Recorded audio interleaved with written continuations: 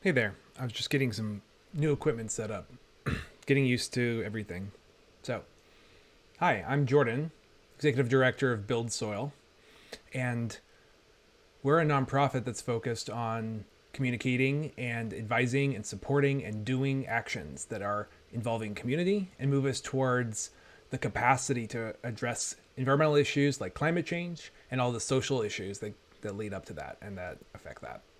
We are called Build Soil because soil is this indicator that lets you know that other things in the human and natural system are functioning properly. When we're doing well with each other, when we're doing well with the planet, soil is the result. And so we're going to build soil in order to move things forward. And we're also right now working on a project to get 1 million chestnut trees planted. Chestnuts are an amazing example of a keystone species in an ecosystem. And by starting with large beech family trees, we're providing a foundation so that other systems can be put in place that support people and support ecology. So I'm new to the Twitch streaming business, how this works. So forgive me as I awkwardly find my way. So I've got an update on my computer. Looks like I'm still learning how to get everything set up. So over the last couple of weeks, we've been talking about systems of nature and culture, and we've been thinking about principles that support the design of those systems. So systems that support design. And we're going to talk more today about a couple pieces of the puzzle for understanding how to think clearly about ecosystem design and the systems around us and why they happen, why the patterns happen the way they do. This is an open chat. Please say hi in the chat. I'm reading it as we go.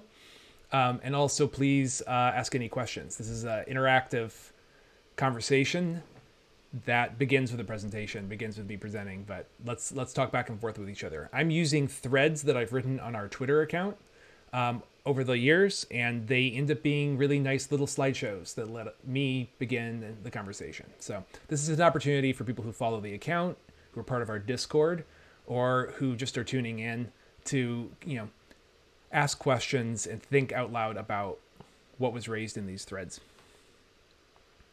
So it looks like we've got a few people here. It looks like we've got 4 folks. Hey, some people saying hi. Hi, Boldwater. Hi, Hemlock. Happy that you're both here. I'm learning how to use this tool better and better. So if you're interested in joining up on our Discord, I happen to put a little code on the screen here so that you can, which way is it? That way. So that you can scan your phones and join our Discord. We're having interesting conversations. There's about 550 people there right now.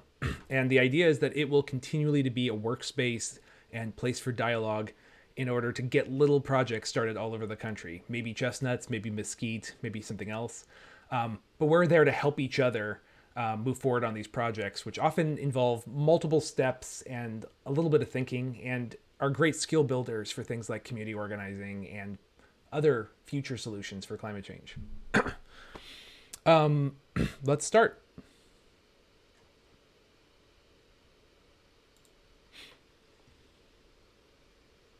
Ooh, interesting. The internet window is not set up the way I wanted yet. Learning Twitch.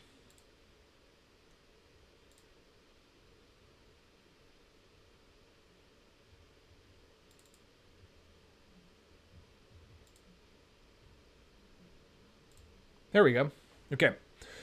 So first off, when you go to Build Soil on Twitter, one of the first things at the top is just a description of how to give, because we're constantly doing fundraising. We are entirely a community supported project at this point. We're moving towards grants and we've got some in the future. But for the last year and a half, we've been able to sustain our 1 Million Chestnut project and our other activities due to small donations. So here's how to get on our Patreon, here's how to get on our Venmo, and here's how to get on our PayPal. And any amount helps. And also, we can do subs on the Twitch. So please tune in and pay if you're interested in supporting my efforts and the efforts of the team that helped me with this. And if you're interested in the Discord, the second thing on the list of that thread, it also includes a nice little link to get into our Discord, which I will copy right now and put into the chat. If it'll let me.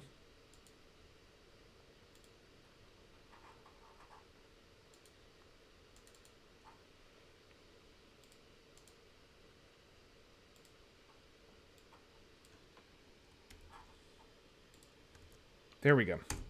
So that's how you get on the Discord if you want to join up with us. And we have movie nights. We do all sorts of stuff there. Okay. So I wanted to start with a thread that a lot of people like, and also a lot of people have told me is really frustrating. So we'll see how well we can talk about it right now. I will do my best to try to decode what's happening here. So I'm making sure that we're on the screen correctly. So I begin here with a discussion of what we call energy analysis. And we use circuit diagrams of ecosystems. Here's symbols. So let's talk about energy. Now, energy is the amount of potential that's in things, right? It's the amount of action that's happening in things. You drop a ball, it's releasing energy. You lift that ball up, it's holding potential energy, the capacity to release. In our bodies, we're constantly burning and using energy. So it's really intuitive of us to think about the amount of energy that something has in it. Now, here's a thought. You have a book, and you have a block of wood, same size, same weight. Now, paper is originally made from wood, right? And the wood is wood. Both of them have the exact same amount of energy in them. If you burn them, they give off the exact same amount of heat. But we know that a book is different than a piece of wood, right? The book was a piece of wood at one point, but things happened to it, right? It was chopped down, it was smashed, it was mushed, it was manufactured into paper. Now, that process came about through tiny bits of energy expended over thousands of years of learning how to, squish papyrus and make paper and make the printing press. So the tiny bits, little slivers of energy from the past are present in that. There's also the development of the language, the work of the author, the lunches that the author made, the process of growing up and learning English, the scholarship that let them get the publishing. So in some ways, the transformation of that block of wood to that book requires inputs of additional energy and materials that are now no longer in the picture and are hard to measure. Energy is the total energy expenditure of anything that's currently in our world. All processes, all things have things behind them that we don't see. And so energy is a way of calculating and looking at the total system of an ecosystem, a biosphere, a planet, an economy, a household, and asking questions about what's behind the thing. Now, somebody's saying take the whole history versus a single production. Exactly. So we can do that, but we have to diagram it out. And that's why in energy analysis we use these circuit diagrams. So just to show you what some of the symbols are, energy analysis first came about because of Howard Odum and his brother Eugene Odum had become ecologists. And their background, especially Howard's background, HT, his background was in electrical engineering. And so when they were starting to understand the interlocking connections of things in a complex system, he already had the notation, the processes, and the mathematics that support electrical engineering, where we link things together and we understand how one serves and affects the next. So in the language system that he developed, we have all these symbols. A line represents an energy circuit. It's a pathway of energy from one thing to the other. If a wolf eats a deer, there's a line from the deer to the wolf. A source is an outside source of energy. They can be renewable or they can be limited. So if you have a big tank of water and you use that tank, you have access to it until it's gone. And then you no longer have it until you have some other way of storing it. Additional energy has to be added. But the sun, for all intents and purposes, is, it's rolling along on a time scale much larger than we are. So it's a renewable process. A tank is simply just a storage of energy, a spot between. I'm a tank in some ways for all of the ways that society feeds me. We can talk about what heat sinks are later, but for the most part, is everything in ecosystems uses up at least 50% of its energy in order to do any process, in order to have that happen at maximum power flow. So we have to tax every process in nature and understand that there's a loss at each stage, that loss is necessary for the transformation of a thing to work. An interaction is simply like one thing affects another and causes a release. And then a consumer, these little boxes here, and a producer are plants, are animals and plants. And if you looked inside of a producer, there'd be a little consumer too, because plants also use the energy that they produce. And then here at the bottom, we actually have an exchange of energy and materials for economic measurements. And so in this way, money and resources flow in opposite directions, one flowing in the opposite of the other. This language is not that important, but just to understand that there's a vocabulary of different kinds of things in nature that we can simplify as little components in a circuit system. So we assemble them. So for example, I need to make this so that the window is really good for everybody to see, because there's some diagrams, and diagrams require the respect needed to see them. Here we go. It's going to be a little bit wild and technical, but I'm going to do my best to be playful and fun in this, and please ask questions, derail me. So, here's an example of an environmental systems window, a simplified system. This window here is just saying this is a fairly closed system that we're going to be talking about. An energy source comes in, maybe this is sunlight and water and geology, and that serves and causes something to produce. A plant grows because of light and soil and water. That plant produces environmental storages of carbon, storages of wood, storages of food, berries, nuts, and some of that is consumed by consumers. Now, in our society, we have this human system, and so there's economic extraction of environmental resources, and some of that is used to be in exchange for the human economy and the exchange of money. So we have primary production, we have some sort of consumer production, and then we have an output, a relationship with a market, a relationship with human economic symbol systems. And at the same time, each of these things make sure that it continues. The consumers continue by putting back energy to production. Maybe it's wastes, maybe it is thinning, but animals affect plants to help them grow in more ongoing ways. Whether that's a pulse of eating and grazing and allowing things to grow back, or whether it's big clearing, or whether it's just literally gardening and tending. So we can wire these things together in these images. Here's an example of a wood production of 1 hectare of Swedish spruce forest in 1995. So what they did here is they showed sunlight, rain, wind, and earth. Some of that energy is, of course, not used in the ecology. It just cut leaves. But there's an energy flow, a total energy flow of 30,000 times 10 to the power of 10 solar M-joules per year. And an M-joule is a joule of solar energy, so that we can talk about it as it's being lost. We can still remember its history. So this much energy is being flowed through the system. Now, the forest is produced. It uses some of that energy in order to grow and live. And then output is logs. And after that has all happened, there's a flow of transformed energy of 7.8 times 10 to the power of 10 joules per year. So the difference here in this ecosystem is that 30,000 times 30,000 units is then transformed to only 7.8 units, but it's a different kind of substance. And that's how transformations happen in nature. So we can say the transformity, which is the ratio of what's currently present to the history of what's present.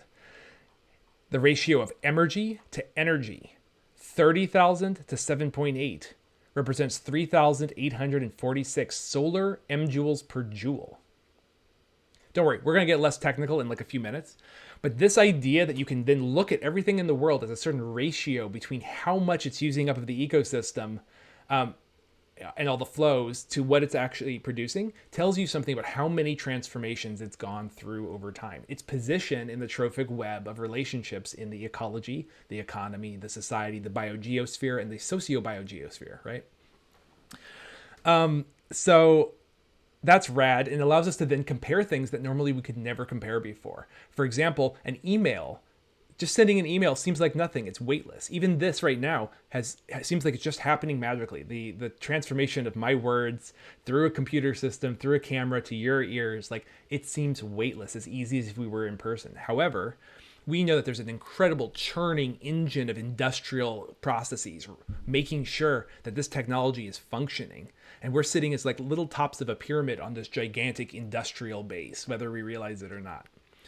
So even the ability to be comfortable in an industrial system is a testament to how wide and vast that industrial process has become, so that it doesn't feel like a machine anymore. But that means we can compare. We can actually ask questions between those things. Is the difference here between 30,000 versus log output? Now, I don't know if it's a log output. Oh, you mean log like, I'm sorry, I was thinking mathematically. You mean in terms of the output. So is the difference here between, it's lost in the heat sink, but it's lost in every single tiny minuscule biochemical and physical process that leads to that heat sink. So it's the amount of energy that tree needs in order to grow up against gravity. It's the amount of energy it needs in order to, for every little bit of sunlight, photosynthesis uses some of that energy to do its stuff. And then what's left of that is the sugars and proteins that come out of that. And then as it uses the sugars and proteins, a lot of that is lost in order to make transformations on each step of the chain. So, oh, hey kid, we're talking about complex systems and how to understand them today.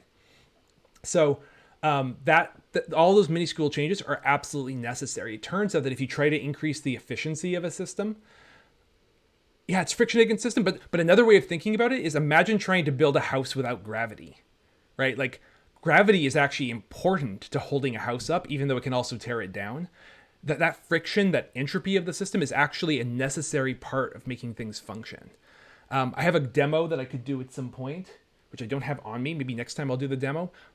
But we're able to see how the fastest flow of energy over time happens at about 50% efficiency, meaning it's a lot better when systems take in amount of energy and spit back, only some of it. They can do more overall than if they try to efficiently transform, 800 joules to 700 joules. And usually it's a sign, because most processes happen at this sort of lower efficiency and are much more powerful at lower efficiency.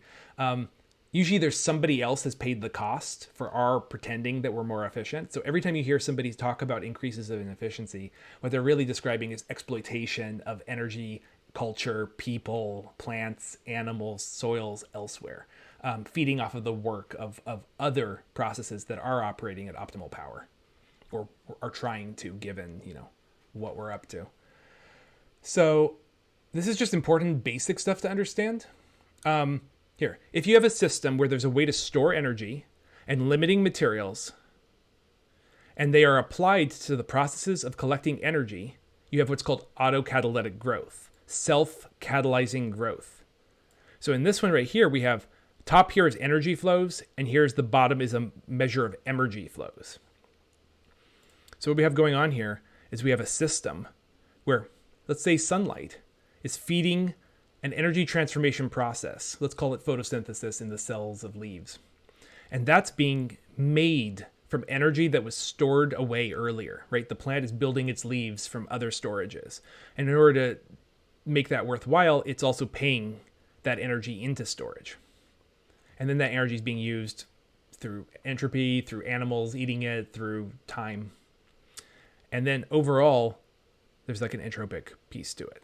So what ends up happening is if you have any kind of system where you have a storage, and instead of just using that storage for an additional thing, you use it to back your inputs, now you've created a loop. You can still keep feeding yourself. You can keep moving. It's like me in my, what's the first thing I'm going to do is I'm going to walk out into a piece of land and start gardening it so that it can feed me, so that I can be a better gardener, so that I can expand it, so that it can feed me, so that I can be a better gardener. And that process is how all living things work. This is the autocatalytic processes are the basis of life, but they're also the basis of all self-maintaining systems like sand dunes or waves, or even the base structures of matter and energy, right? So this is important because it describes how things form patterns, but it's only half of the process, as it's growth without regulation. And so when we think about things like the exponential growth of COVID, what we keep seeing is a system where it sort of starts growing up and up and up, and then it becomes almost asymptotic, but it's exponential. And then at some point it hits a limit. There's not enough new people to infect, and it starts curving down and it goes back down. That's because there's actually kind of two processes going on as the organism is being autocatalytic and growing exponentially until it reaches limits to its ability to grow, and then it collapses or it declines. So Lotka is this scientist who in 1920, he was trying to understand Darwin as a mathematical principle, like understand evolutionary processes as math. And so he said that there's this fourth law of thermodynamics that says that this autocatalytic process where storages of energy want to be fed just because of their nature, and they end up being selected for when they have the capacity to organize their own needs. So this is true for a lot of kinds of systems. So then Odom showed that they are embedded in systems, in these complex systems across scale. So it isn't that things are working to maximize energy or power. They're working to maximize M-power, the total energy of the system. So when you live in an ecology, when you live in a community, the optimal behavior is a behavior which improves the entire system's ability to collect and store energy. And Darwin's basic idea of the multiple wedges organizing as they try to fit into a finite niche space, or the diversity and complexity and interconnections that happen in an ecosystem.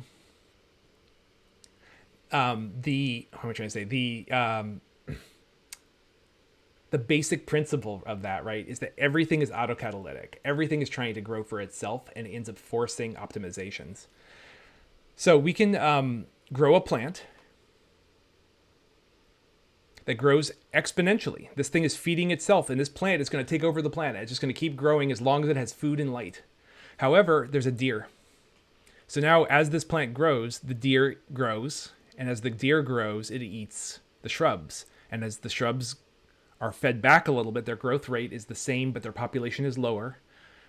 So now the deer has to adjust too. And then that means that there can be more shrubs, which means there can be more deer, which means that there could less shrubs, which means that there's less deer, which is more, and these systems start to just oscillate. So we have a system of deer growing exponentially, but then reducing their own food supply, which reduces their numbers. Things oscillate up and down. So one person who got interested in this is the mathematician and computer scientist Alan Turing. And he got interested in how patterns form in nature. For example, how do zebra stripes form? Why do ribs, like on our chest and our fingers, why are they repeating patterns? And he proposed something really similar to this idea of like the deer and the shrubs. So for zebra stripes, he proposed that there's these two chemicals. This is just his theory. He looked at zebra stripes and he started thinking about them mathematically. So he said there's two substances, morphogens. One turns the stripes on, one turns the stripes off. The one that turns them on is a substance that can spread super fast, and it grows exponentially. And it actually feeds another substance that turns the color off. So shrubs growing, they turn the cells on. Deer population feeds off of it. It turns the cells off, right? And then the example here is maybe deers and wolves is better because maybe they can both move. So you've got a deer population, a wolf population, a deer population, a wolf population. And they are causing oscillations of patterns. It turns out that when you apply these mathematics, you get these things called Turing patterns, where you have two diffusing species, one activating and one repressing in a little network. And so here we go. Here's patterns that form due to the wave pattern of on, off, caused by these relating morphogens interacting with each other in a complex system, just like a food web, just like shrubs, deer, and wolves. And it turns out that his models were actually pretty accurate. We're learning more and more that the famous Hox gene seems to use this process to guide all sorts of development, including the turning on and off of bone to make a patterned hand. So here's a pattern, a wave. Our hands were originally one thing, right? We were a little like unit. And then there started to be repression where fingers started existing or not existing. And then bones started existing and not existing, on and off, as this wave pattern moved through your hand. And then another wave pattern moved again to separate the joints from each other. So this process happens everywhere.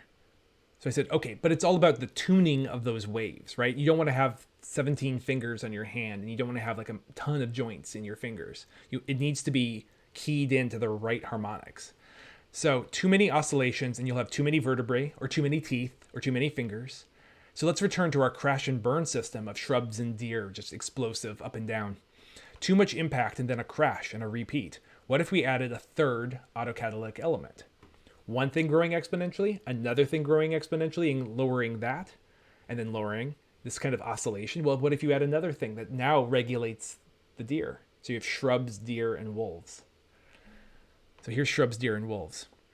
And I can't show this video because of the world of Twitch, right? But basically, there's a famous story of wolves saving rivers in Yellowstone.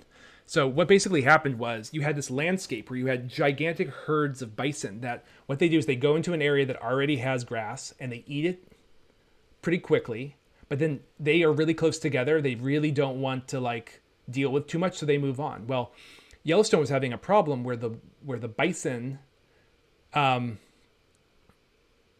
and other grazers were milling. They were just like spreading out too far and too wide, and the tuning was wrong. They were eating grass a little bit here, a little bit there, and it was just like slowly wearing down the ecosystem's capacity, right? So then when wolves got added, it caused a few changes. It caused the bison to clump. Now they're hitting the ground really hard once. They're fouling the land. They're eating up all the grass, and they don't want to stay there, so they move on to the next location, giving that place ample time to recover. So now the grass can increase in population, and then eventually, as the bison have done their like rotation, they come back to that original spot, and that happens again. But the tuning of the ecosystem has been changed because of the presence of the wolves. It's adding a third autocatalytic element that makes the system a little bit more balanced, a little bit more regulating. And this just gets crazier and crazier as you add more elements to the system, more species, more diversity, and more functional diversity. So it's a great video. I recommend the little short on it. So I'll throw in one more piece of this puzzle. Imagine an ecosystem where fish grow exponentially, right? They keep growing. They want to keep feeding themselves and growing. But the more they grow, the more limiting their environment becomes. Right? It starts getting full of their waste. They start eating all of their own food. Maybe there's stress behaviors from the population getting higher. So each generation experiences the pressures caused by the eating and growth of the previous. So we have different results based on the growth rate of the fish. So we can imagine a system with different kinds of growth rates. So at low growth rates, meaning every generation maybe grows a couple extra fish per family group, right? So they're not just replacing their population, but they're growing slightly. So at low growth rates, the levels rise and bounce until they become stable. So here's an example. Over time, up and down until it stabilizes of the population of fish over several years. Here's another example of a different growth rate. Grows this much, it grows this much. Now it overshoots its carrying capacity, so it drops a little bit, adjusts, overshoots, but then comes down to this level, and eventually it stabilizes itself. But if we keep increasing that growth rate, it suddenly will bifurcate and start a permanent oscillation. So, for example, in this one, it came up and it went boop, boop, boop, boop, boop, boop, boop, boop, boop, boop, boop, boop, boop, right? And you can see what's happening if you try to separate out the pattern of the growth. It's actually following this kind of process where it's constantly growing until it reaches the limits of its growth, and then it's oscillating just above and below those limits. So then higher rates will start a force cycle, not just 2, but 4, and then 8 and 16, and so on. They suddenly go into chaos. And here's a image of turning up the different R values. So as the R value gets higher and higher, the system, let's make it big. The system keeps stabilizing. It's stable. It's remaining stable. And now it's bifurcating. Now the system oscillates at this growth rate. And if it grows any higher, it's going to go chaotic. First, it's going to become 4. It's starting to become 4. Yeah, now it's 4 stages. Now it's 8, 16, and now it's in formal chaos. The ecosystem is now in a chaotic pattern. So when we see something happening like the relationship of how COVID is growing, and we're starting to see it so that it's like going up, and then now it's like hovering and going up and down. It's reaching some degree of sustainability within the population, right? So anyway, thank you for sticking with me. This is a crazy presentation, but I also think in some ways it can help us think about systems and how they work and how they function.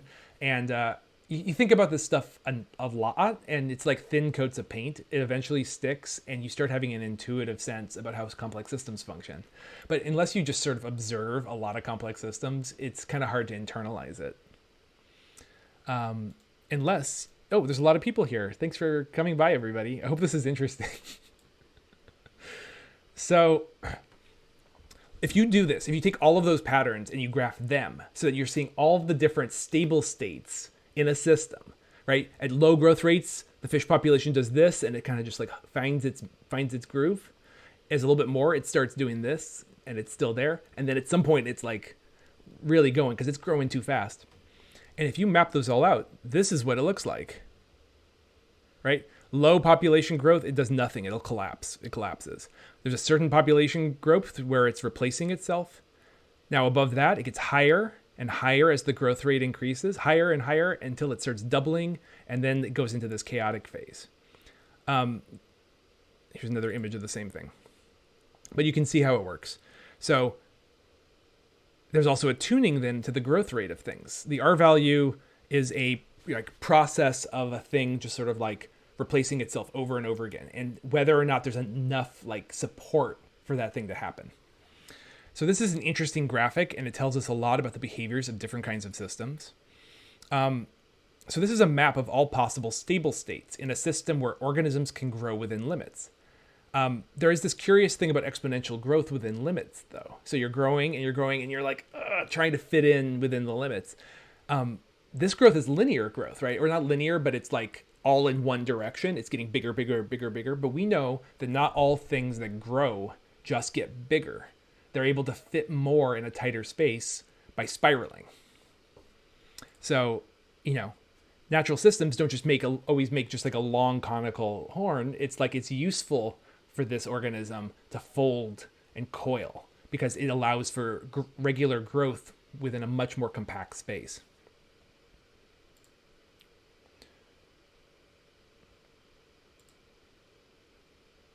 Right? Like I used to play French horn. I don't anymore, but like I could not imagine actually trying to play a French horn unrolled, You just can't do it.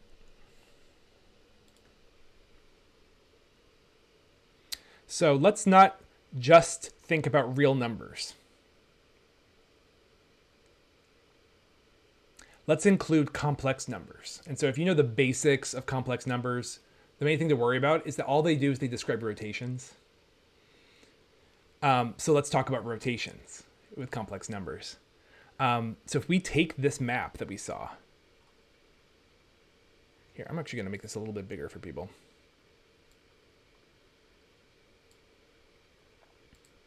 If we take this map that we saw and we say, well, okay, what happens if we add this other dimension, right? Of like this like other dimension that describes all spiral patterns of growth, not just bigger and bigger patterns of growth.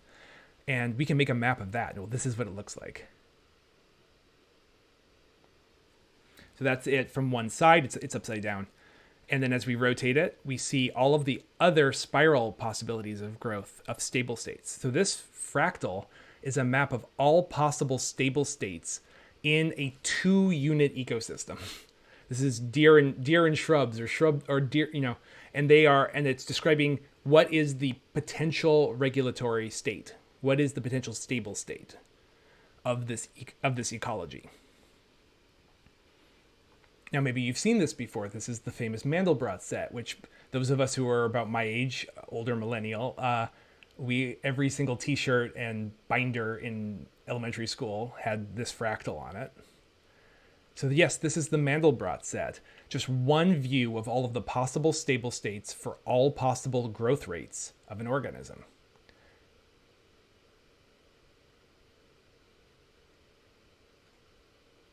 Okay, somebody's asking a question. I'll go back to it in a second. Every organism is exploring its niche, and this is the kind of complexity that results in pattern formation. So Boldwater is saying, what is this in 3D? What are the units? Okay, let's talk about the units for a second. So first of all, it's this graph. applied to this. And the units are transformed, so it's really abstract by the time you get to that fractal, but it's still describing the same process. So when the units are in this format, what it's describing is a replacement rate per population of an organism. It's like, a country where everyone has every couple has 3 kids, versus a country, but not everybody's a couple, right? Might actually create a perfectly replacing population. If a third of the population is not reproductive, then it's going to be and the death rate balances out. It's going to be like about that. But you may also have a replacement where the population is growing. It's a boom town. There's lots of resources, and reproduction's happening. 4, 5, 6, 10 children per generation. That kind of thing.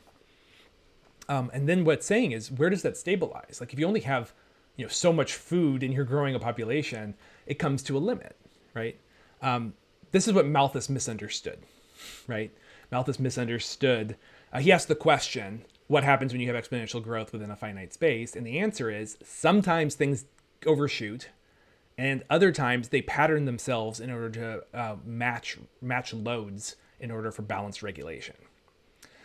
So that's what he got wrong in that topic. So that's that. And then in order to understand this, you have to understand the basics of what's going on with the complex plane. And I feel like these days people are getting the complex plane more because it's useful in machine learning and quantum physics. But to just spell it out, the complex plane is asking a question about rotation. And this isn't meant to be a super math talk, but you have the regular numbers here, and then you have the imaginary numbers. And so in order for 2 to be multiplied by 1, it has to go all the way around and becomes 2, right? In order for 2 to be multiplied by 2, it goes all the way around and ends up at 4. But in order for 2 to be multiplied and become -4, it has to be multiplied by -2. So a rotation of -2, right, gets you there. So what this does is it allows us to take items over here and multiply them over and over again in order to see how they move. So what does that mean in terms of units of reality? It's complicated, right? On one level, it can describe things like the packing of rotation, which is why we use it in computer graphics. And in the other, it can describe the overall mathematical pattern going on outside of our line of sight. It's one reason why imaginary numbers are necessary for quantum physics in order to describe oscillations, right? Describe waveforms.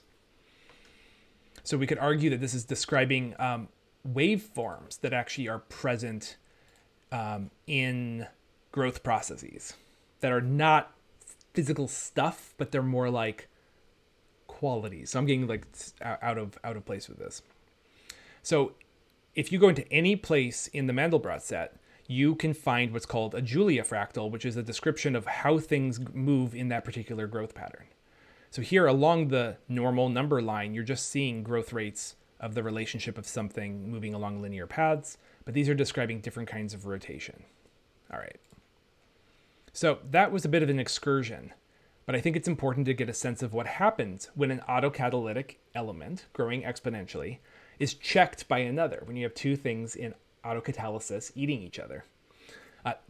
This is happening all around us. The patterns of stable complexity in a sea of chaos. That's what's allowing our body to form out of an embryo, to make hands and fingers. It's what patterns the forest ecosystems. It's why trees are the shape the way they are. Like all of these patterns emerge because of these processes. So energy diagrams are just like a language for starting to piece it all together. We can knit things together in a circuit diagram, just like we do in computers or in like, an organizational diagram or anything like that. So most importantly, we can begin to think about how much environmental labor goes into making of something. The wolves need a lot of deer, which needs a lot of plants, which needs a lot of sunlight. And so those wolves have a greater transformity. And here's a quote from Darwin that I really love. The face of nature may be compared to a yielding surface with 10,000 sharp wedges packed close together and driven inwards with incessant blows, sometimes one wedge being struck and then another with greater force. So Darwin read Malthus and was like, something's not right here. Like, he's not understanding the way that exponential growth functions. And so he imagined the ecosystem is almost like a barrel, right? A circle.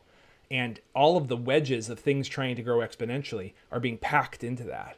And that actually is the driving force behind speciation in The Origin of Species. This description of the pressures that all the organisms are putting on each other and themselves, and the necessity to select for only those things that help provide for the stability of the whole. So systems become patterned with many complex elements together because it's optimal for all of them in order to work together, to fit into that niche space. So if this is interesting to you, there's other videos that I would recommend checking out. We can get muted, so I'm going to put on mute, but I can show one of these, hopefully. So here we are zooming into this fractal and its related bifurcation diagram. And you can see that the Mandelbrot set and the bifurcation diagram are self-similar, and their patterns are in a couple different directions, right? These islands of stability, these stable states that are far apart from each other. And so similarly, we can look at, here's a good one. So what's happening here is here's an increasing growth rate of an organism. We're imagining an organism which has a higher reproductive rate. And as it moves along, moves through this bulb of the Mandelbrot set, moves into the next, and now bifurcates into two states. And eventually it's going to get to a point where it's going to separate into four. Soon it'll separate into 8.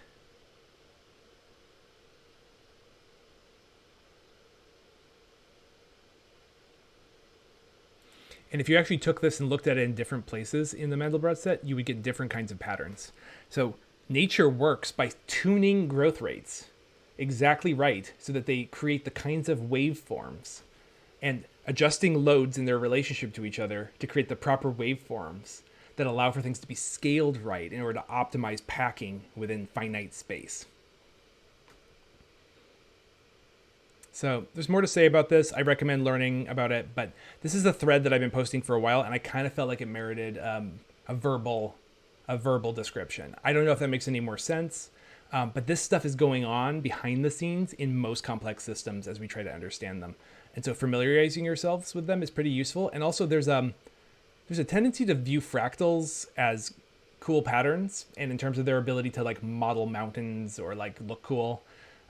But I think actually understanding that this surface is a fractal edge of how things actually work, how flow happens through a system, and also helps understand that we can't always go for more and more production. Sometimes actually there's a tuning that's perfect. That's it's not as efficient as we would want. Like, I want to clean my room and I want to get it all done really fast. Well, sometimes it's better to do like a small amount over a longer period of time because my power is actually greater then. And then the same thing's true with each other, right? Like if we pace ourselves, we do small tasks first and allow them to grow slowly over time, we still get to that large result pretty quickly, but the power flows are a lot better and we don't have the crash and burn. So I think this is also a very like practical thing. What are you lolling? Repeat beat. Me cleaning my house is related to these kinds of systems. I mean, it really is like that. I mean, there's so many places where we're like trying to take an amount of energy and an amount of resources and force something to happen in the world. And you just can't, thermodynamics won't let us just like transform all of something into something else. You have to sacrifice something. You have to make something sacred, right, in all of that. And so you gotta pace it. And so sometimes it's like, well, what happens if I only do half of this rate? And you find you can tune yourself and find what is the optimal rate. This is somebody I've only recently learned how to be an effective house cleaner. And I'm not very good at it yet. But I realized it had to do with actually my expectations were too big and I was trying to be too efficient. So I want to talk about a couple more of these things. That's true. Have to accept a little bit of chaos. I'm going to talk about a couple other permaculture patterns if people are into it.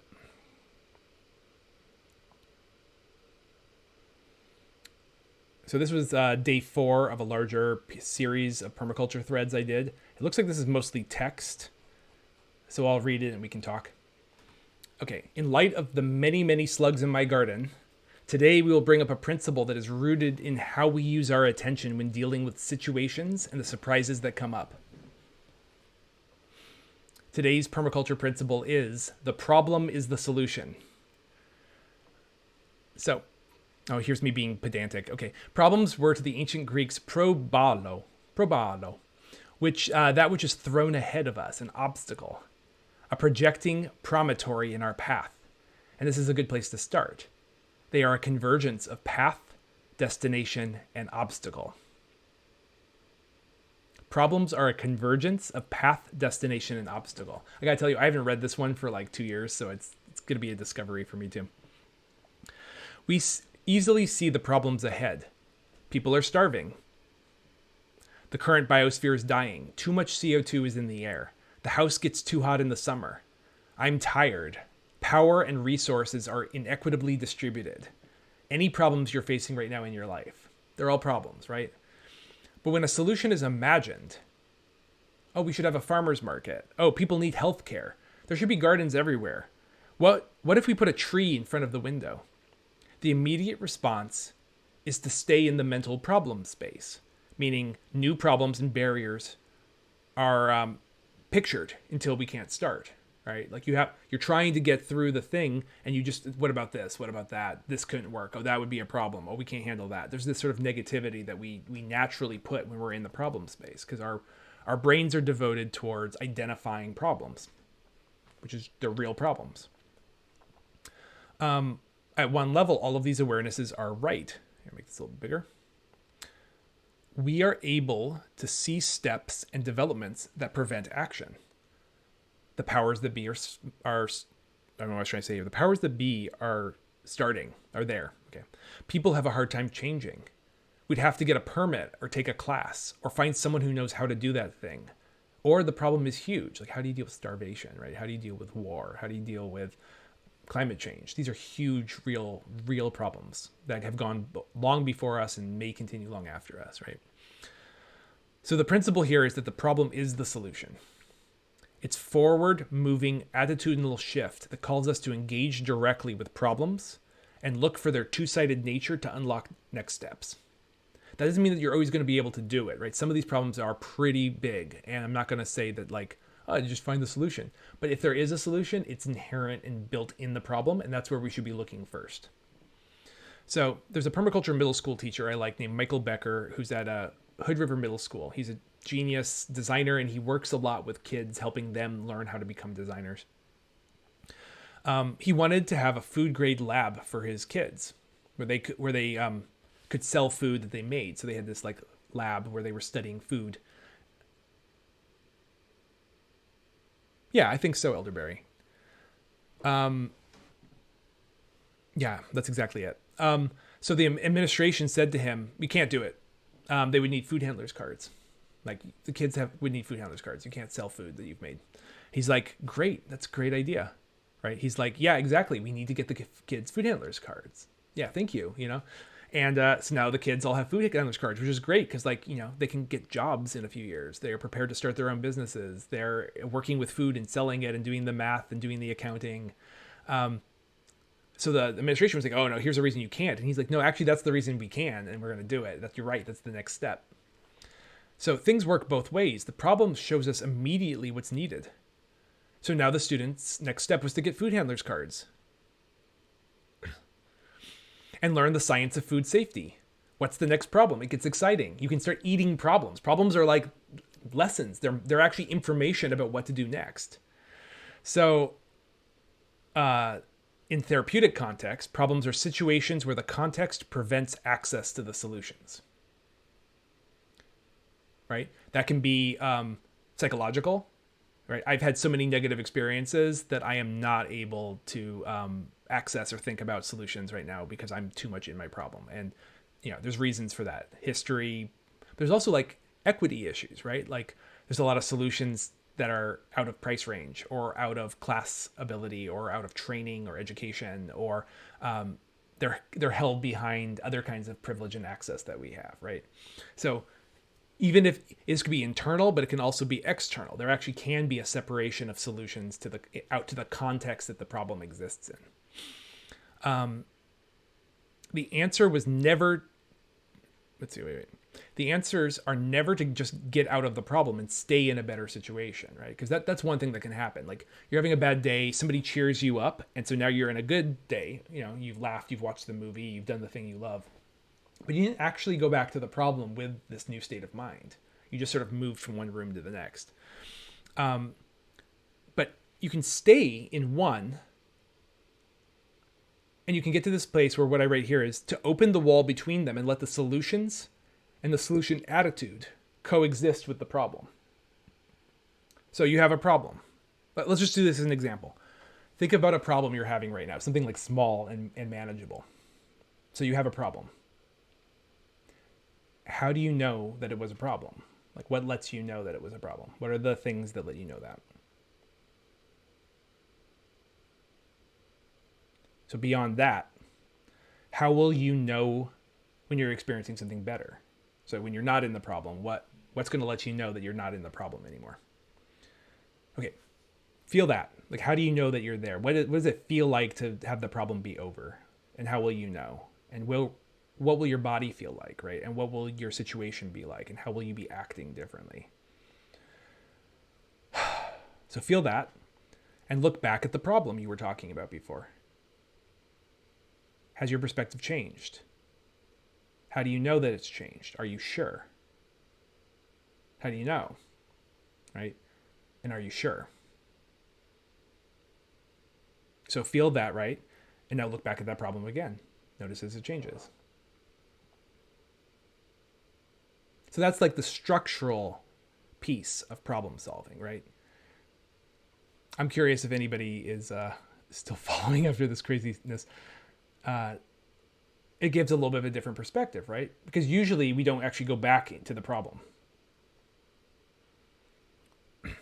So there's some fun sayings about this connected. You don't have a grasshopper problem, you have a turkey deficiency. You don't have a slug problem, you have a duck deficiency. So a corollary is that everything is a resource and unincorporated energy, right? So if you have slugs, it means, yeah, you got slugs, but you also don't have any sort of regulatory pattern. You have nothing regulating them. Ducks, you might have ducks somewhere else on the property and they need protein. And you've got slugs over here and they need ducks, or we need them to have ducks. And you bring those together in a new context. And so pattern becomes a way of providing a connection between a problem and a solution. But you wouldn't necessarily think of it that way unless you flipped it on its head or tried to see it in a different direction or came at it from another attitude. And so this pattern, the problem is the solution, is a space that we can fill with positive solution-based approaches and examples. And we can ask the question, do I have a slug problem? Okay, I do have a slug problem. What's deficient? What eats slugs? What could change the nature of this system? So here's the slug. Here's a slug problem, and here's this duck deficiency. Or I guess this is the duck deficiency, and this is the slug's problem. Huh. You don't have a fly problem, you have a dragonfly deficiency. Yeah. So this is not about accepting those problems, but approaching them as forces that can be redirected. Kids acting out with their extra energy, maybe putting them to work, helping, be useful. Or getting them out in nature with just enough boredom to start noticing things. Sometimes when I'm applying this principle, I feel an emotional kickback. Right? This could be really fake. And I think that's one thing. It's like people with positive attitudes that just try to you create your own reality. That's not what I'm saying here. I'm saying that that's one moment that allows us to then come back and actually do the hard work of applying that. Sometimes when applying this principle, I feel emotional kickback. It's not that we need to change our minds rather than act. It's not just a mental process. It's that we need to change our minds and act. Cultivating the state of mind that will arise when the problem is solved is often a key to it. So some problems are caused by an imposition of goals without seeing the situation. Right? We just have goals. We just are we're going to make this world fit some sort of image we have. That's imposing. It's not actually looking at the situation. Sometimes the problems are information that lets you step back and rethink it. Looks like I had a story about this. Okay. Once in a community design project, there was one neighbor who came in late and angry. He was going to block the 6 months of community engagement. Our first impulse was to ignore and push ahead with painting a huge sunflower in the street and making kiosks for community sharing. He was noticeably effective, and we started to realize he had been a community organizer 20 years before on some similar projects. We sat down to really talk in here and dialed back the plans until things were open enough to talk again. So when we really listened to him, we found out that he was a metal worker and really artistic, and we asked him to contribute and add to the project. And he ended up designing this gigantic metal Fibonacci spiral dome gate to the site. So what I say here is, don't take me for a liberal reformist. I don't believe that everything is debatable, and I don't believe everything comes out best through communication, though it can. Some situations need the appropriate rules. Sometimes forces are intense. Hurricanes cannot be reasoned with. Slugs definitely want to eat my beans. The marketplace of ideas doesn't work when somebody wants to kill you, right? But there are still ways of thinking about utilizing energy within that. If slug problems need ducks, what do fascist problems need? Or the leak in the roof, or gentrification, or the deterioration of a problematic democracy. Corruption, fatigue, media oversaturation, the weed in the garden. Turning all kinds of problems into solutions is the approach. We have to engage. So one person, when I think about embodying this, is that Michael Becker guy I was talking about before. I've never seen someone so able to navigate problems like that. Every time something goes wrong or someone puts up a barrier, he just immediately eats and digests that information and just like excitedly says, yes, how do we do that? I don't want to watch any talks because of the rules on here are a little complicated. He transformed a middle school science department into a permaculture education center, almost entirely by positive listening to the problems. And I recommend watching some videos about him. There are not, let's see what I want to say about him, because there's a lot actually I said about him. So one thing about Michael Becker that I love is, like, for example, his kids, they watched a video on aquaponics. They saw Growing Power in Milwaukee, the amazing nonprofit that was happening, where they were building huge, city scale aquaponics systems. And they said to him, Michael, we want to build an aquaponics system. How do we do that? And he said, okay, I want you to make a list of every question you need to ask and find out in order to build this. He didn't give them a single answer, but he said, I want you to ask the questions. I want you to list what the questions are. So they went and they wrote down every question they could come up with, and they gave him a list of questions. And he was like, okay, let's start at the top. How are you going to answer this question? What do you need to know? And as they moved through, they learned engineering. They learned about pumps. They learned about the nitrogen cycle. They learned how to raise fish. They learned how to raise tomatoes. They learned how to operate. They learned how to tune. They learned how to develop experiments, alternatives. And then they were able to write a handbook and pass that off to the next class of kids who designed their own experiments and adjustments to the system. Right? So that same attitude of like, all right, what do I need to know in order to know this? What do I need to feel in order to achieve this? How will it feel when this is done? How will I be thinking when this is finished? What will I know when I've gone through this process? Those are really important questions. Maybe sometime I'll do the big thread of viewing from the future, but I've done a thread where we talk about the year 2030, 2031, and how we feel having done all this stuff, right? So it's 2030, and imagine we've actually dealt with a huge part of the blocks in the way of climate change. Don't say what those things are yet, but imagine yourself, close your eyes, and it's 2030, and you have done all the stuff you've done for the last 10 years, and in your mind, you can just look left and look right, and you can notice all of the things that are in your world, the places that you are, the smells, the colors. You can look out the window and see what the world's like out there. And in this place, 10 years from now, I want you to think back at all the changes you've gone through in the time since 2022, when you were like stuck at home a lot because of the pandemic and you weren't sure about how things were going. But imagine all of the actions that you took in order to get to a more stable world. I mean, imagine how it feels being in a place where things feel hopeful, where they feel possible. And you look back and man, it was a hard job, right? Like it was not easy. It took crisis, it took cooperation, it took conflict, it took exertions of energy, it took getting a lot wrong. It took tiny experiments building up over time. But right now, you know that you've done all those things, right? And you can feel what that's like. And you can look at your friends and think about the things you've done with them and how much you've actually achieved over the last 10 years since 2022, and taking all that, feeling all that, like how's your body feel? How's your life feel? How are your relationships? How's your capacity? What are you participating in now? And given all that, I want you to look back at yourself back in 2022 and think about what you would tell them. What would you give them? What would you have them know?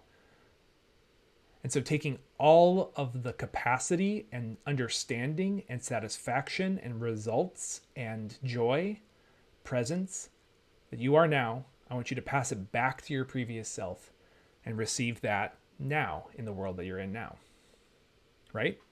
So that kind of process, you can open your eyes if you guys are eyes closed. I'm going to go back to the slideshow, but thinking about where we've been and thinking about where we're headed, and then we have the attitudes. Because the attitude of somebody who has seen it all and has learned how to do it is an attitude that we can start with now before we even begin. Because now we can cut to the chase. Now we can get to it. Now we can do something.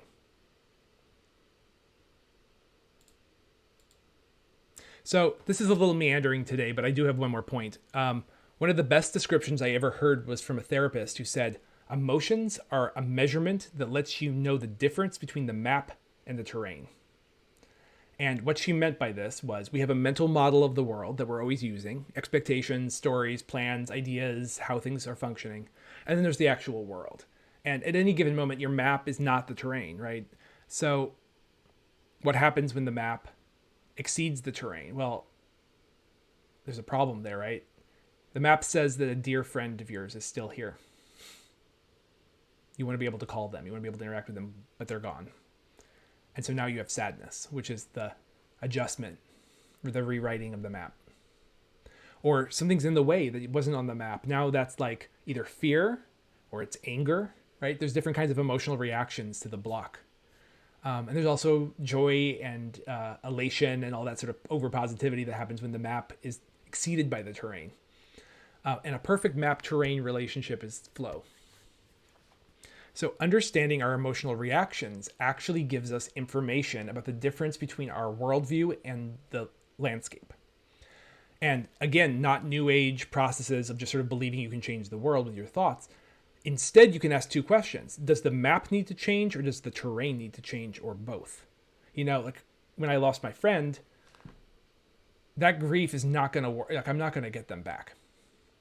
Right? Or if something's completely lost but at the same time, there are other things that mental changes aren't enough, right? So you expect to, the world has so many injustices. I can't just adjust my brain, right? I can't just think away the world's injustices. My anger is justified, right? It's rooted in the difference between the world that I know is possible and the world that actually exists.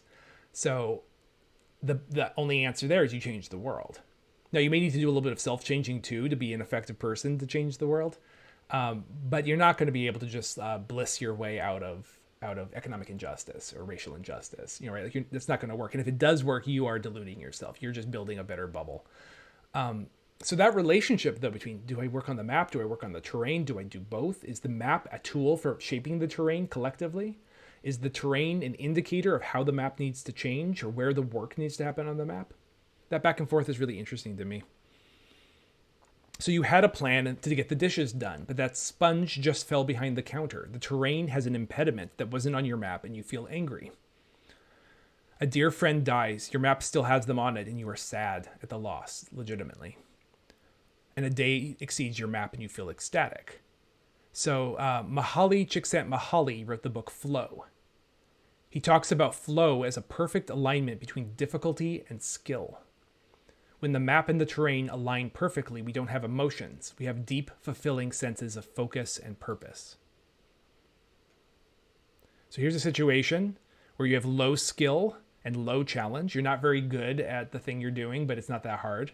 You might get into it. You're working on a project. I'm very new to Twitch, but I've been like fiddling with the equipment and making sort of like okay videos. So the challenge isn't really there, right? But eventually my skills are going to get better, and I'm going to begin to become bored if I don't make improvements in the challenges. So I'll make this thing a little bit more complicated. But if this thing gets too complicated too fast, oh, I'm sorry, you don't know how to use the thing. What you would do is take a photo of it, but also I put it up in the comments, so it's up higher in the comments. Maybe it's like a couple lines up. Here. I just put it in the comments again. There's how you get to the Discord. So, things might be too complicated, and instead you feel anxiety, right? Like the thing is too daunting. Your skill hasn't improved. So we sort of do this thing where we're bouncing back and forth, between these, and keeping in that flow channel. And when you feel anxiety, it lets you know that no, it's not. I know I'm kind of, I feel the same way about certain tech. Like I still can't get a handle on what you call it, TikTok. TikTok is still just like definitely anxiety to me.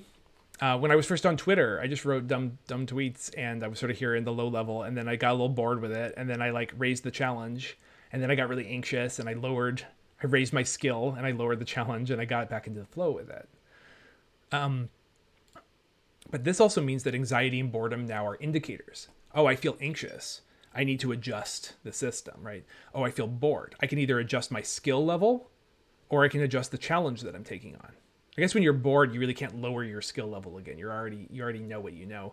So you find a way to become a beginner again. I think ADD, which I have, is also a process of keeping flow, not by accelerating skill, but by switching channels and trying new challenges. But that's another conversation.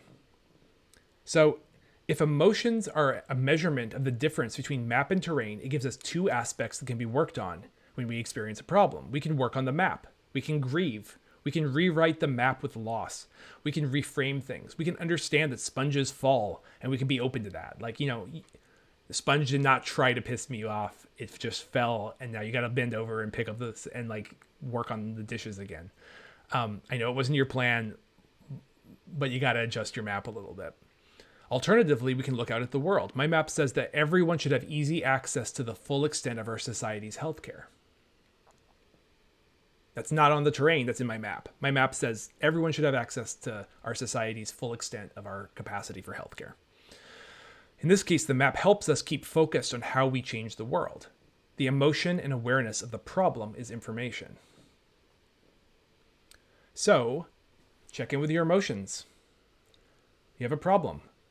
And ask, what does the map say here? What is actually the terrain? What is my image, and what is the reality? And then you check in with how you know if it's solved. How will you know when that problem is solved? How will you feel in your emotions? How will you feel in your body? How will you feel in your intellect and other aspects? And then look back at the problem with the attitude, the problem is the solution. I gotta go back to the problem. So much that could be said about this, but like every other principle, let's really zoom in on it today. What problems are occurring right now? Too many weeds? Look at that compost. Look at all that compost, right? You have so many weeds, now you've got an incredible compost. You have shrubs that are non-functional. Trim them and make soil with them. Right now, you can transform something that's neutral or a problem, and you can turn it into something that's a solution, right? Look at that compost. Look problems in the eye and say, yes, we will have to address that. And the door opens. What did I say here? I said, good luck out there, folks. Let me know if you see this principle. I don't know if I said anything else in this thread. But to me, this is like a foundational attitude for design, right? Like in order to actually solve problems, you have to switch your state of mind over and over again. The activist witch Starhawk talks about magic actually being like the ability to change consciousness.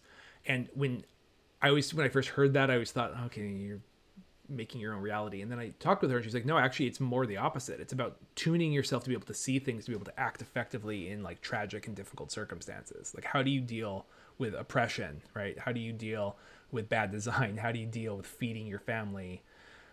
If you're not willing to like ask questions about like, what's the nature of the problem? Am I observing things correctly? Why do I care about these solutions? How will it feel? What am I trying to achieve? Now, being in a better attitude, look back at the problem.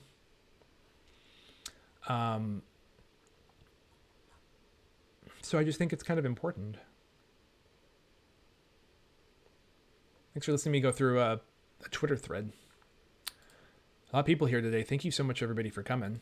I'm Jordan Fink, Executive Director of BuildSoil. I write a lot on Twitter, and I'm working on a website that includes a lot of this information. But meanwhile, we're trying to get 1 million chestnuts planted. As just an example, like, let's just do it. Let's just get 1 million chestnuts planted. It's getting into spring, and my chestnut trees that I had planted 2 years ago are, they're going to wake up soon. So I've been out there with my friends digging and putting them in a cold, dark space so that they can be handed out. And soon we're going to be reaching out to neighbors and organizations in Portland and offering them, getting them planted. But we also want to support people in doing similar things all over the place, like just planting a few chestnuts, and pretty soon they're growing and you're doing other things, and you literally don't have to deal with them after watering them for a few years. And then come the chestnuts for food and the chestnut festivals and the like chestnut muffins and all that stuff. So I think I want to go through one more of these if people are into it. Does anybody have any thoughts or questions before I shift gears a little bit?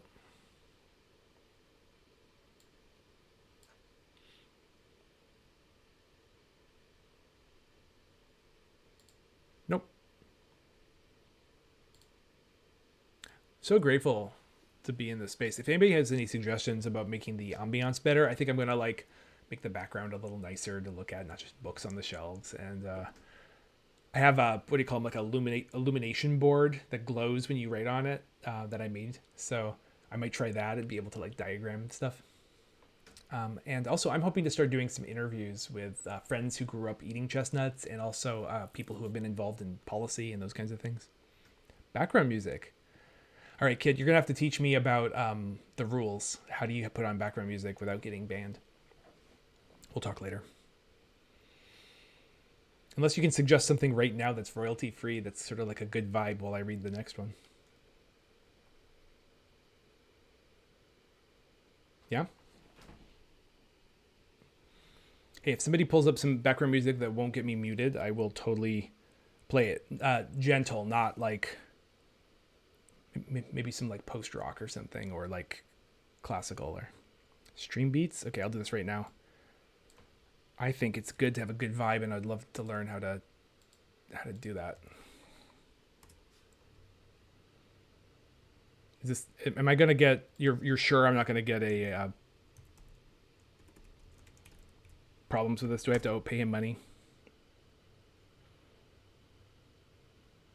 Is there one you like so that I can just put it on without having to worry about? That's nice. Do you have a vibe of what any of these are like?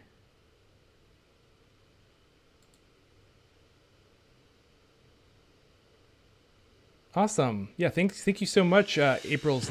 Look, oh, this is very dramatic.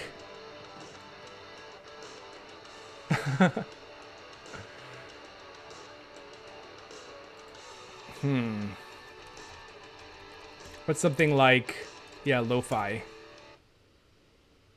Is there anything here that's like legal? All right, if somebody suggests music, I'll put it on.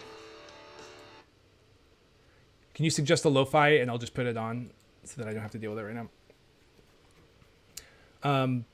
This next one I'm going to do is on catching and storing energy. And it's kind of actually similar to this other one, so we'll see. It's not very long. Does it? Okay, I'm sorry. Elderberry, we can make a link sometime soon. Sorry, it's not right now. If you DM me, I'll make it available when we're done. Yeah.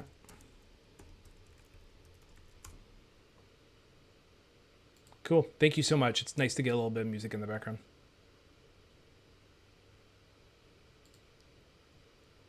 Oh, it looks like I need a Spotify account, which I have actually deleted.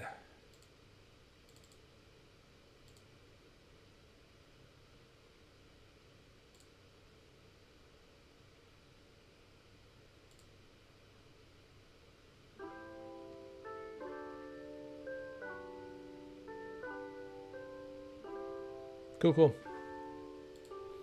All right, permaculture design principle. Resources are present and flowing through any site or situation. So our permaculture principle today is catch and store energy and resources. So I used my notebook in this one. So here's energy coming from a source, and it's flowing from left to right. It's not being created or destroyed, but becoming more and more diffuse and losing its quality as it moves to a sink to become heat.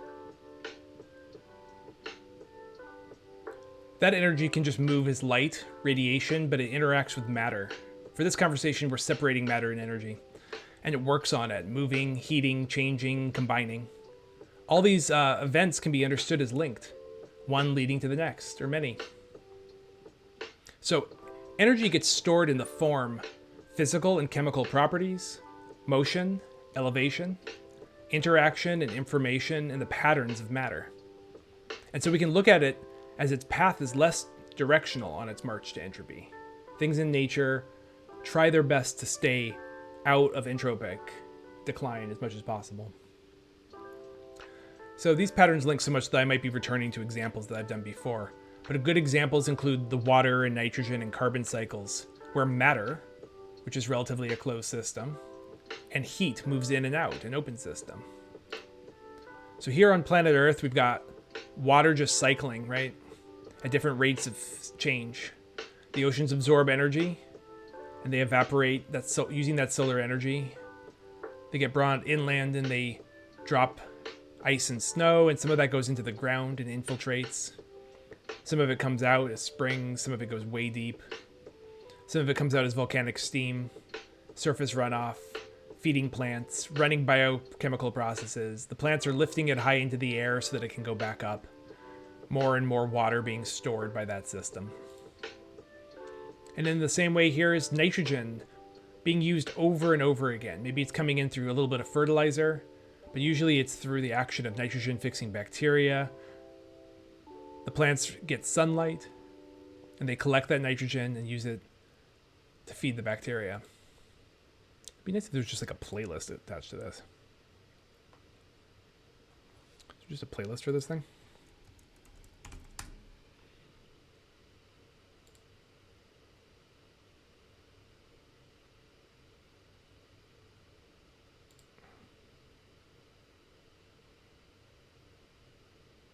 Nope. Okay, I'll just keep coming back here and playing new ones.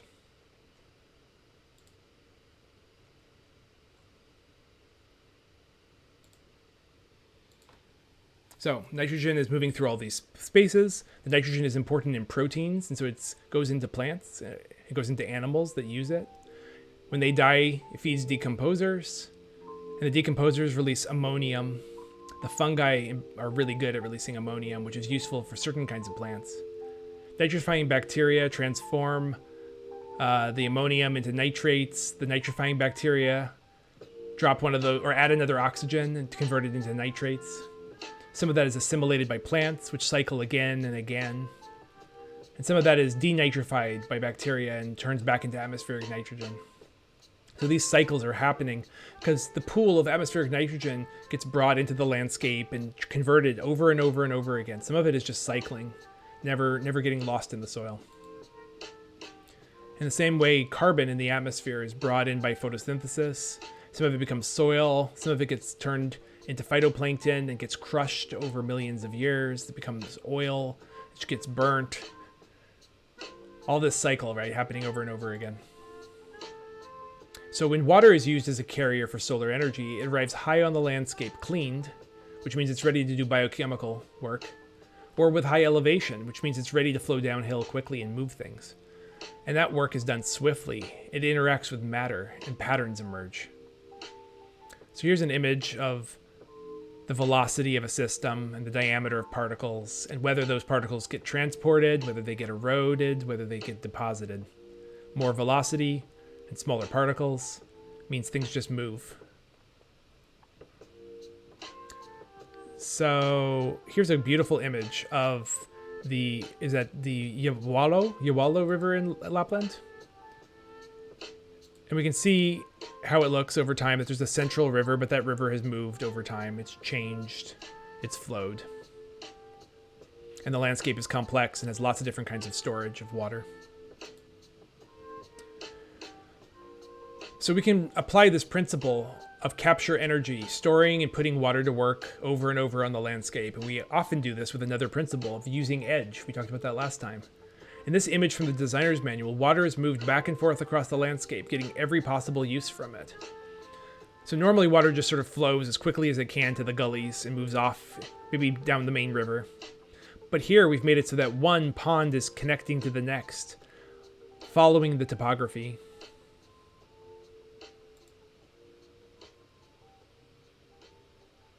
Gotta be some more of these. Here we go, playlists.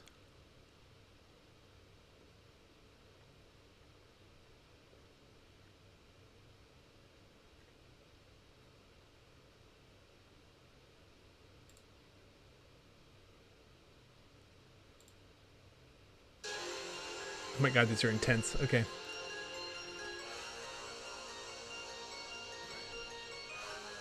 Great. In the future, here's low key. Good. That's what I want. Perfect.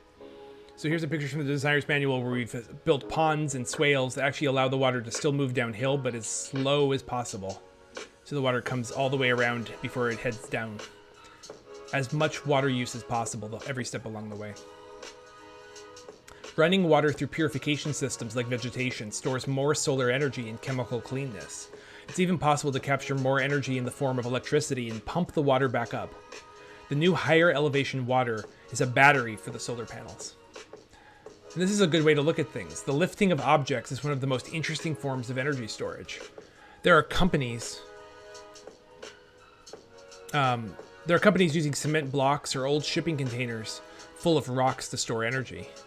They actually take containers and they lift them up on pulleys in order to store extra energy from hydro dams or from power plants. And then they can lower that weight again and run electrical generation. And I remember one time I saw this forest where there were these alder trees. I was on this commune farm, and they took me up to this spot where they had these alder trees, and the alder trees would blow in the wind, just like that, right? And they had ropes with pulleys and winches and lifted heavy weights, a car actually, like a small burnt out old VW Bug. And it would get lifted and lifted by the swaying trees. You know, quarter of an inch at a time, no less than that. And then when they wanted to, they could release the weight slowly and run tools. They actually had tools that could run off of that. It was pretty cool. So they lowered it to run saws for their carpentry. So one way to this principle of least action for the greatest effect, the previous principle is to look for the small acts that obey observation and information to improve storages, release storages, and control storages. And I talk a little bit about that in that previous autocatalysis conversation. That's how autocatalysis works, by creating storages that then boost the performance of the original system over and over again. So in any site, any farm, any landscape, any situation, there's what we call sectors, which these are the flows coming from off-site. The sun, the wind, the cold, the heat, the noise, visitors, wildlife, fire, fog, pollution, and materials. All this stuff that's coming in at us, right? There's the bad view of our neighbors. There's the cold winds in the winter. There's the cool breezes in the summer. There's the section where sunlight comes. There's the blocked view, right? All these things are coming in. And so we work with them. Here's hot summer sun and fire-prone areas on a property. In this case, this is the southern hemisphere, so it's north-facing is where the sun is. And there's a wildlife corridor where wildlife comes in from a nearby forest. There's a view here. We look at any situation and we can map out all the different directions.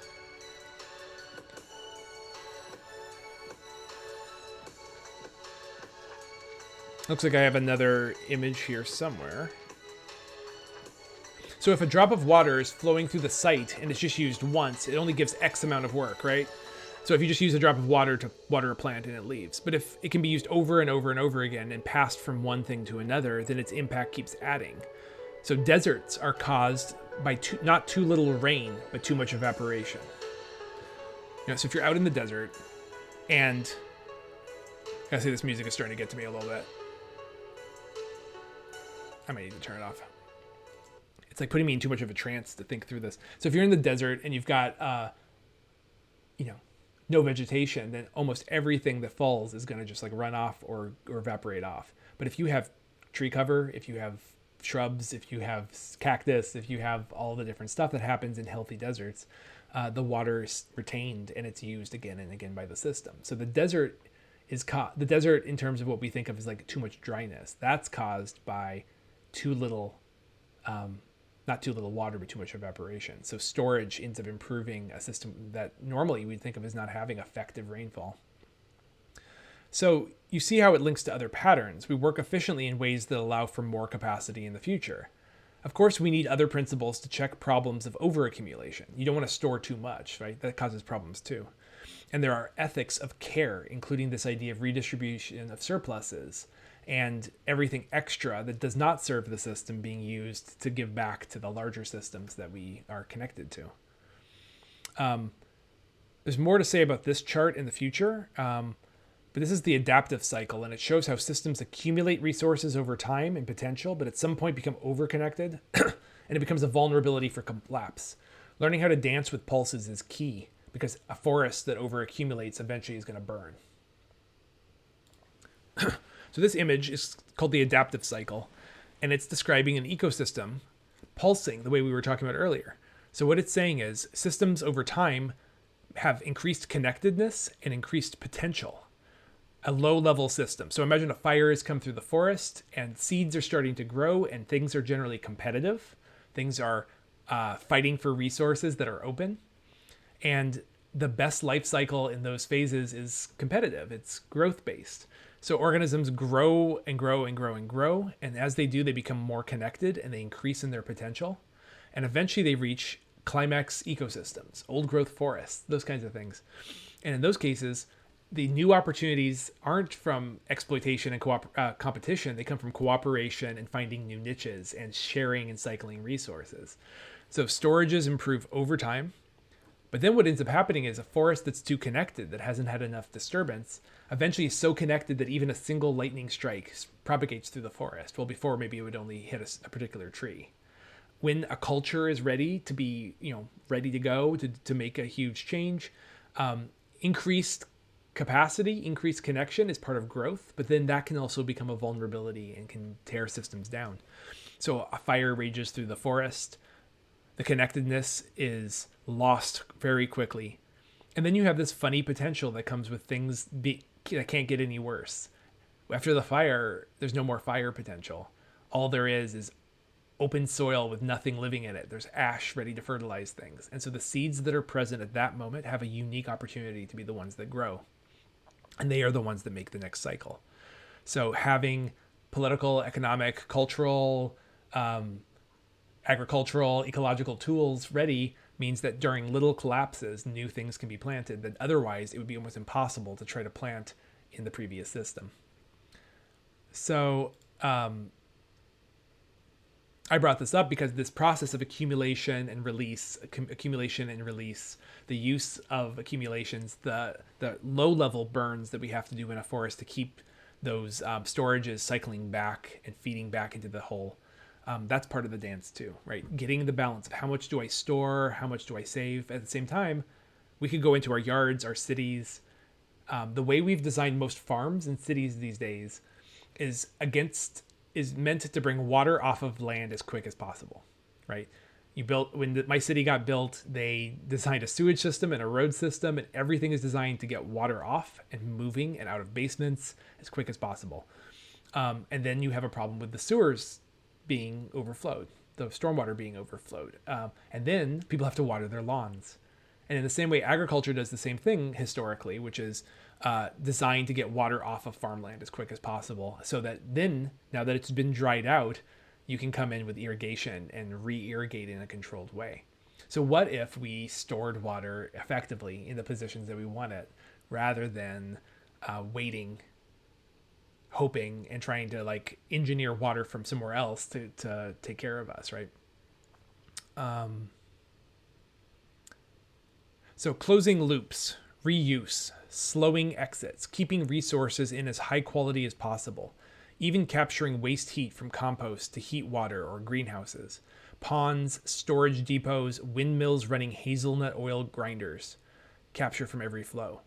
This is just a video of this guy who made this little wind-powered oil press, and he's putting hazelnuts and just like drinking his beer and watching oil get made.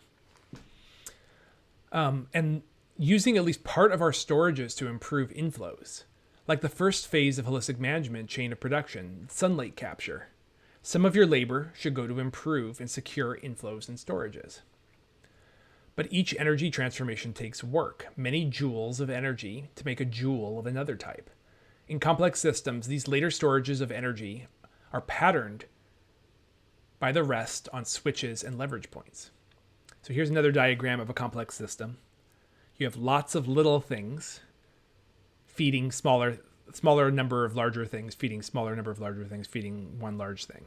Solar energy feeds many plants, which feed a few deer, which feed less wolves, which feed maybe pumas or something, right?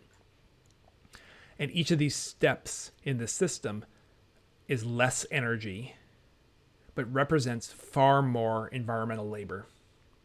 And so if we discount this notion of environmental labor, if we miss the missing stuff, we do the exact same thing that happens with human labor, where the value of a thing has been completely removed from all of the labor and processes that have gone into it. So in order to really revalue and understand and appreciate what actually it takes, we have to think about the gigantic labor pool that went into the making of a very simple thing in our lives. So when I look at a piece of paper, I can see the cloud that made the rain that fed the trees, and I can see the clean water that made was involved in the paper processing to make it bleached. And I'm thinking about like the manufacturing and how I actually got this from the store, and the business processes and the oil that went into all of it, right? Layer and layer and layer and layer of systems just to make this thing exist. And you cannot separate this piece of paper from all of the other things that web together. So if this piece of paper is this one object here at the top, there's all of these other processes behind it. So practically that means no perpetual motion machines, right? Things can't cycle without some input. It means that we have to value the work that we put into a thing, an organism, a landscape, a person, an idea. So that means we also store energy, the value of the energy in front of us. This wood chip in my garden contains 40 years of tree photosynthesis. The information that you're reading now or hearing over this phone comes from my lifetime, the lifetimes of my teachers, and everything we learned from. So you're storing this message in your mind, right? So this is happening on many levels. Let's see, a few more things to cover on this principle. Things coming into our systems are the resources.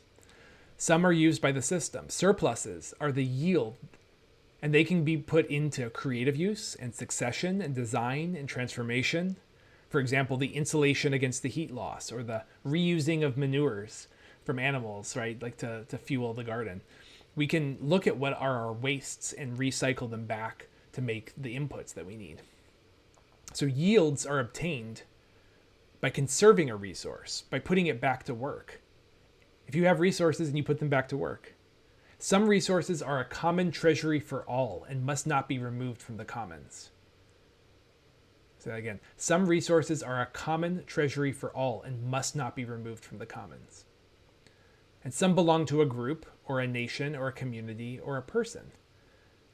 And those ordered and generated by the work and knowledge and traditions of that group. There are closed practices.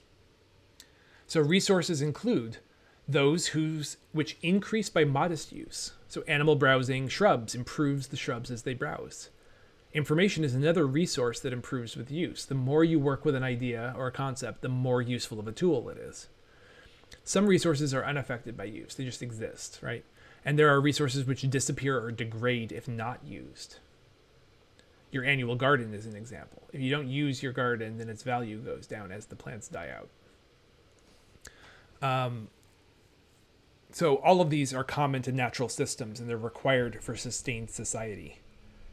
In addition, there are resources which are reduced by their use, like clay or minerals or old-growth timber or fuels. There are those which pollute or destroy other resources if used, like radioactives, large use of concrete, water sewage systems that pollute the oceans. So it's important that we capture energy and resources in ways that add up to net improvement. Not all storages are net improvement. We have to make up for damage caused by any resource use, and better to ban the use to begin with if there's problems. So I just want to say, as you all look at your homes and groups and projects and contexts, and consider for yourself how you are capturing, storing, and cycling resources.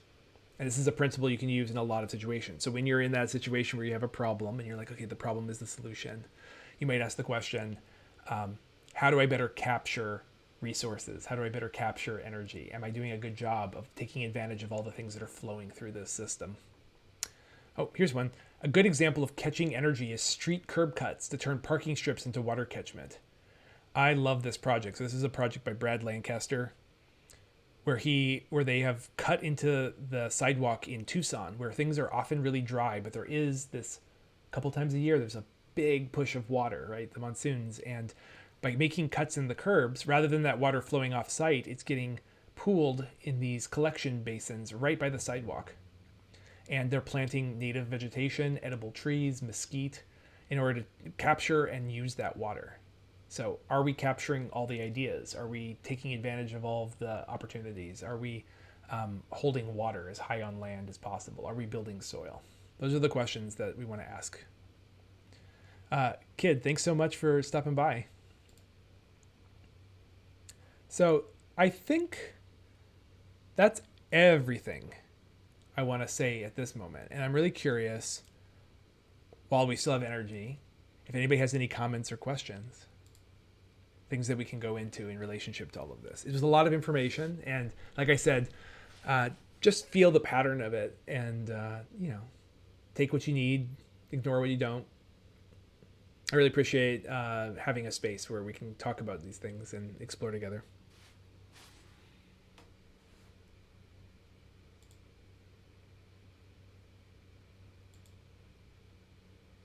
Well, on that note, I think I am going to call it for the night. Hope everybody's having a great night. And thank you so much, as always, for tuning in and listening. And let me know if you have any other questions or things you want to hear about.